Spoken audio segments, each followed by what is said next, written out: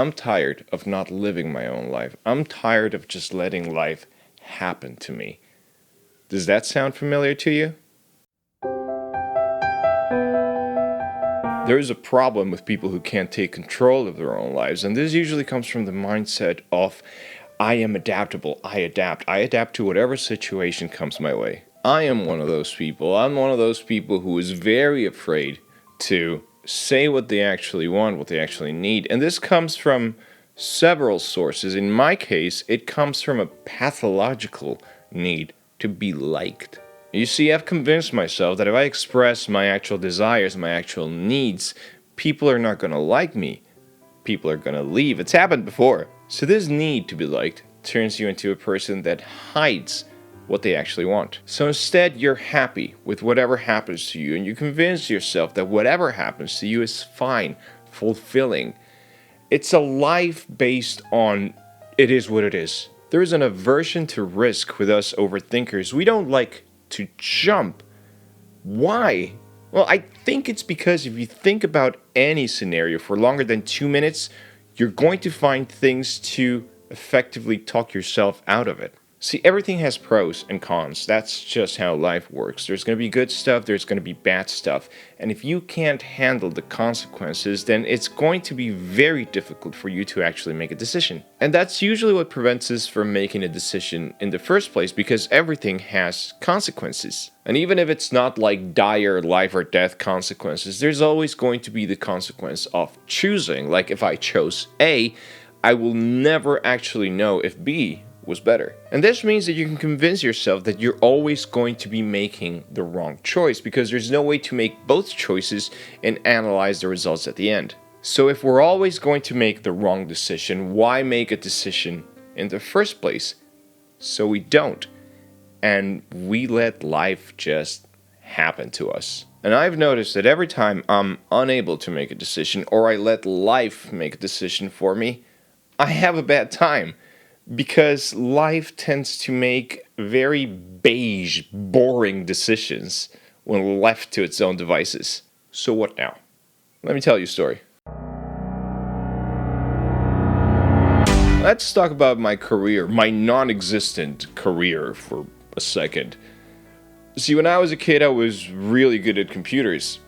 So they said. But in reality, what I think I was just attracted to the very pretty lights coming from the screen. I was really into video games, PC video games mostly, and the consequences of that was, of course, that I learned how to install Windows, install drivers, how to actually fix the computer to make it run the fucking game. So I got my first label as being really good at computers, and therefore every adult since then gave me basically the same advice. Get into computers, get into software development.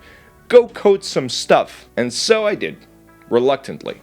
I was 19. I half-assed an entire 5 years of a career that I didn't really like, didn't quite understand, but everybody else kept telling me that I was good at and therefore had a future in. So I understood that that was my best shot at being employable in the future. So I adapted to my situation. I did what I had to do to survive. Maybe if I do this one thing, eventually I'll be able to do what I really want.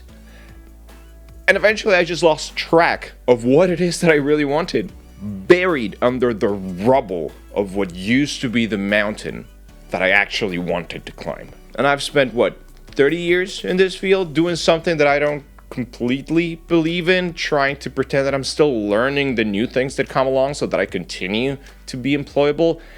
And I am losing it. I never attained the heights some of my peers have, especially since I've been half-assing this shit since 1997. Back then I wasn't able to make the decision that my life needed, so instead I just took the choice that life handed to me, the easy one, the one that had no resistance whatsoever. Instead of taking charge of my situation, instead of taking control of my life and demanding that my life happen a certain way, I kind of just sort of let my life happen in any way. So for years, it's just been me adjusting course because I didn't have a proper north. But there was one specific time where I did make a decision, and this was back in 1997. I was living in Ohio, and I drove to Pittsburgh with a friend of mine. We were off to visit his brother who was studying at the Art Institute of Pittsburgh. He was studying to be a video game animator. This was 1997. Quake 2 had just come out. But this guy was studying to be an animator, and I saw that and I was like, this is exactly what I want to do. So I applied to the Art Institute of Pittsburgh, and I got accepted, and I couldn't afford it. Just didn't have the money. You know, being Ecuadorian, there was this whole thing with student visas and housing, friction. There was no financial aid for international students, none that I could find anyways. It was very, very difficult. So difficult, in fact, that I didn't go. I just couldn't do it. So I went back to Ecuador, went to college over there, studied systems engineering. It was the new career. It was the career of the future, they said. So I studied that instead, finished that career, and I graduated. And after I graduated, I had that same calling in my heart, that throbbing in my head that called me to what I really wanted to do. So in 2007, I made the decision again to apply to the Art Institute of Pittsburgh again. I tried again 10 years later, and I got accepted again. And I still couldn't afford it. Still couldn't go. Way too much money. Couldn't do it. I never studied in the Art Institute of Pittsburgh. And my brain got stuck in that what if for an unhealthy amount of time. And sadly, I feel like that kind of taught me that the things that I want are out of reach and I shouldn't want them. Which is an exaggerated conclusion to take out of all of this, I get that. But my unhealed 29-year-old ass understood that I shouldn't want anything. I should just see what life gives me and then adapt, make the best of it. You know how people say when life gives you lemons, you should make lemonade? Well, there are some people out there that actually get up, go to the counter, ask to see the manager, and then tell them that it would be nice for once to just get an apple. And sometimes they get an apple. And I've adapted to the lemons my entire life. And what has happened is that I've lost control of my life. I went into software development. I coded. I had a 9-to-5 job. And I tried my best. And at the end of the day, that 9-to-5 job came up to me and said, "You're not good enough. We're letting you go." And do you know how hard it is to hear that at 45 years of age? Because you look back and you realize, holy shit, I've wasted so much time. And they weren't wrong in letting me go. They just noticed that my heart wasn't in it. You can only pretend for so long. And all my peers are so far ahead of me because they made a decision. And I'm not jealous of the life choices that my friends have made. They have money and careers and success and they all deserve it. If I'm jealous of anything, it's their ability to make a choice. Their ability to look at something and say, that's what I want to do, screw everything else. And it amazes me that some people I know can just make a choice. And even more than that, that choice drives them forward. It generates a lot of momentum. It keeps them going. It keeps them learning. It keeps them getting better at the one thing they chose because they chose that one thing. I could never make that choice. And I don't know, I guess it's because that one time I made that choice, I failed. And that's the wrong way to look at this.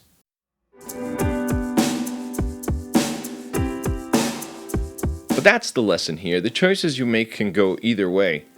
Most of it depends on luck anyway. And sometimes you can give it your all and it still doesn't work and it feels unfair, but that's just how life works. And there's always going to be a cost, like that's the point of living. When you choose something, you sacrifice something else. That's the price you pay for choosing one thing. But if you let life make that choice for you, then you're going to lose both those options anyways, and you're going to be left with whatever life decides to throw your way. If you just let life happen to you, then you'll always find yourself moving your own goalposts to adapt.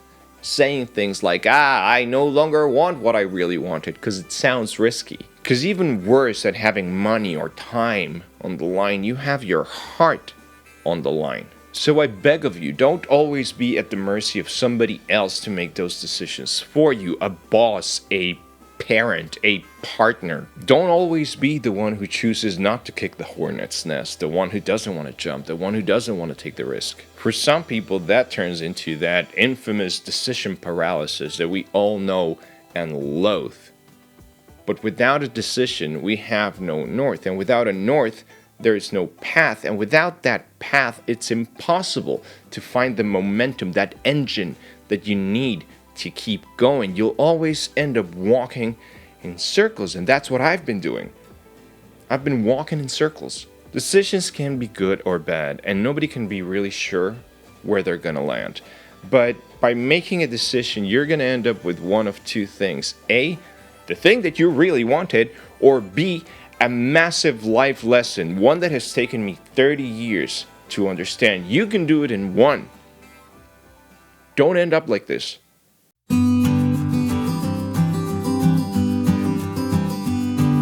So I hope this video helps you realize that there is a bunch of us out there that can't make a decision to save their lives. And that's exactly what's at stake here. So here I am, trying to save my life. And that means I have to make a choice. And I choose to be here. Who knows if that's a good or bad thing? But I am doing this with honesty and commitment, which in my view is the only way to succeed at anything. If you made it this far, thank you very much. And if you know somebody who could benefit from this little rant, this little story, please forward the video to them. It would help me a lot. Tell them I sent you.